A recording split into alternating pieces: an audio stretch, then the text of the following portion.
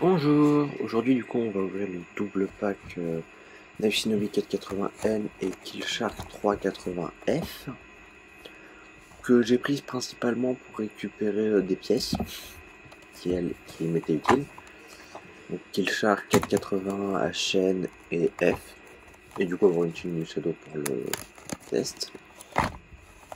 Du coup Shinobi Shadow c'est la première baie de Queen Manjo, la grand-mère de King du coup. Avant qu'elle passe sur Shinobi Shadow en version unique, donc ça c'est la version Basic Line. Là on voit les petits blades qui sont vraiment très sympathiques. Et les pièces supplémentaires. En vrai je trouve que le blade de Knife Shinobi il est assez joli.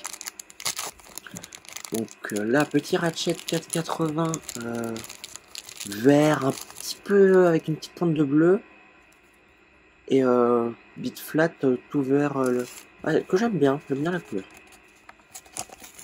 Et du coup le blade qui arrive en version vert lime transparent qui est vraiment très stylé. Donc en comparaison avec le blade de Takara Tomy, donc Takara Tomy est un petit peu plus usé hein, comme on peut le voir.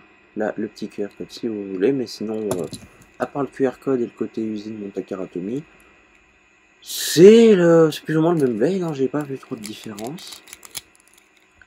Tac, donc une fois assemblé, avec le ratchet et enfin avec le 8, donc en total. En hauteur 3,80 pour le Shark Edge ou Kill Shark, du coup c'est pas tip top, vu que c'est un blade à upper.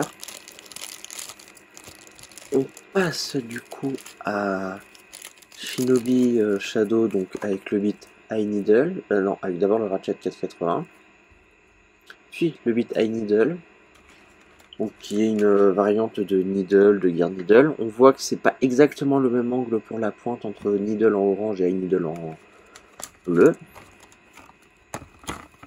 On sort le petit blade Knife Shinobi qui est complètement une refonte du blade de Rhino Horn que vous avez vu la semaine dernière, je crois. Vous regardez souvent mes vidéos, ce qui est très peu probable. Donc là, hop, les deux petits QR codes, on voit que du Kodo c'est la même chose. Et en fait, la Shinobi Shadow a les angles un peu plus remplis que Rhino Horn. Mais à part ça, du coup, il est un peu plus rond et moins en forme de croix. Avec donc le ratchet et le bit. Qui fait une toupie de défense que non, je pense pas que ça va être tip top. On va voir ça dans les tests.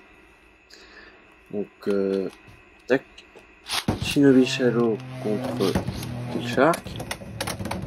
Tentative de F-line de Killshark. Esquive de Shinobi Shadow. 4 tankières, un X-Dash qui était très fort. C'est ce que je disais par rapport du coup à Killshark, c'est que c'est trop.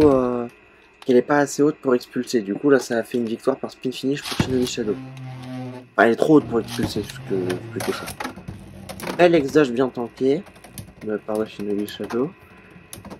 Et oh, rib. Et victoire du coup de Killshark par endurance.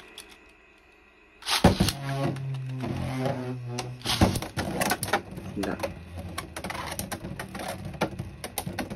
Ouais, pas mal de petites esquives, elle se tourne autour. Comme je disais, Killshark, c'est pas une bonne façon d'utiliser le blade de le mettre en aussi haute. Du coup, spin finish et victoire pour Shinobi Shadow. Et donc Shinobi Shadow, qu'est-ce que ça donne quand elle est lancée en solo?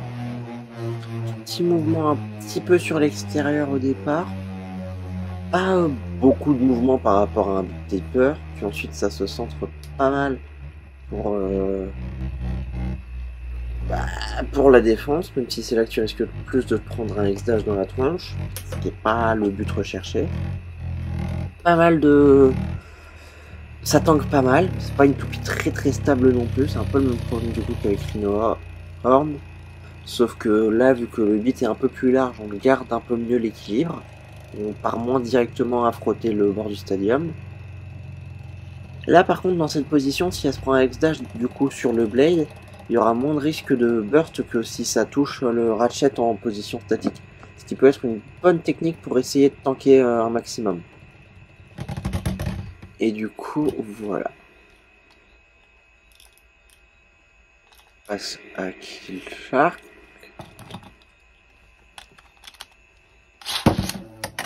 Mouvement très rapide. Prend directement le visage. Il n'y a pas besoin de dire plus, on va très vite s'arrêter. Donc voilà tout pour cette vidéo. Bonne soirée. Bonne journée. Au revoir.